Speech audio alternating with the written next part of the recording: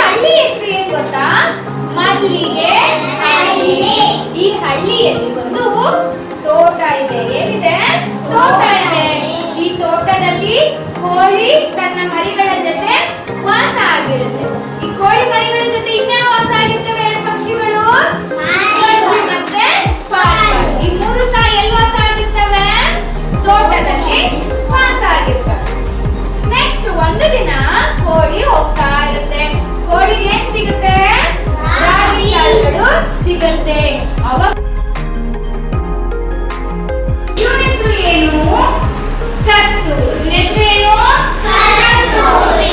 ಇವನು ಏನ್ ಮಾಡ್ತಾನೆ? ಒಂದು ದಿನ ಗಾಡಿಯಲ್ಲಿ ತುತ್ತೂರಿ ಆಟ ಸಾಮಾನುಗಳನ್ನೆಲ್ಲ ಒಬ್ರು ಮಾರ್ಕೊಂಡು ಬರ್ತಾ ಇರ್ತಾರೆ. ಇದನ್ನ ಕಸ್ತೂರಿ ನೋಡ್ಬಿಟ್ಟು ಏನ್ ಮಾಡ್ತಾನೆ? ನನ್ನ ಹತ್ರ ಹೇಗೂ ಕಾಸಿದೆ, ಈ ಕಾಸಿಗೆ ಏನ್ ಮಾಡೋಣ? ಒಂದು ತುತ್ತೂರಿಯನ್ನ ತಗೊಳ್ಳೋಣ ಅಂತ ಹೇಳಿ ಅಂಗಡಿಯವರಿಗೆ ಕಾಸು ಕೊಟ್ಬಿಟ್ಟು ಏನ್ ತಗೋತಾನೆ? ಒಂದು ತುತ್ತೂರಿಯನ್ನ ತಗೋತಾನೆ. ಈ ತುತ್ತೂರಿ ಹೇಗಿದೆ?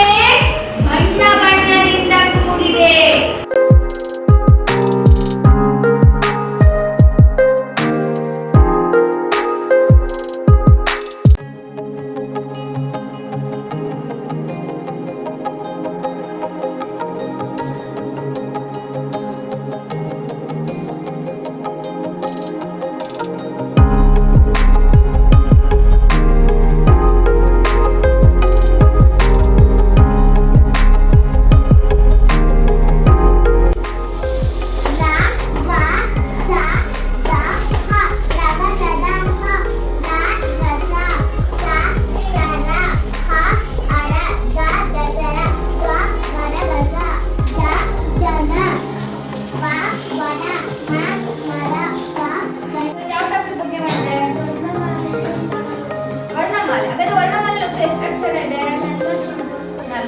ವರ್ಣಮಾಲೆಯಲ್ಲಿ ಎಷ್ಟು ವಿಧಗಳಿದಾವೆ?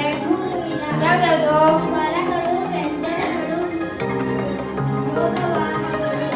ಸ್ವರಗಳು ಅಂದ್ರೇನು?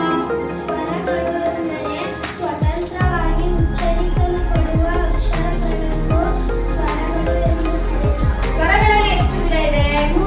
ಯಾವ್ಯಾವುದು?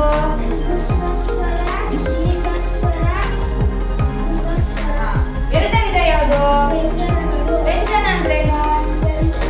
ಸ್ವರಗಳ ಸಹಾಯದಿಂದ ಉಚ್ಚರಿಸಲ್ಪಡುವ ಅಕ್ಷರಗಳನ್ನು ವ್ಯಂಜನಗಳು ಎಂದು ಕರೆಯುತ್ತಾರೆ. ವ್ಯಂಜನದಲ್ಲಿ ಎಷ್ಟು ವಿಧ?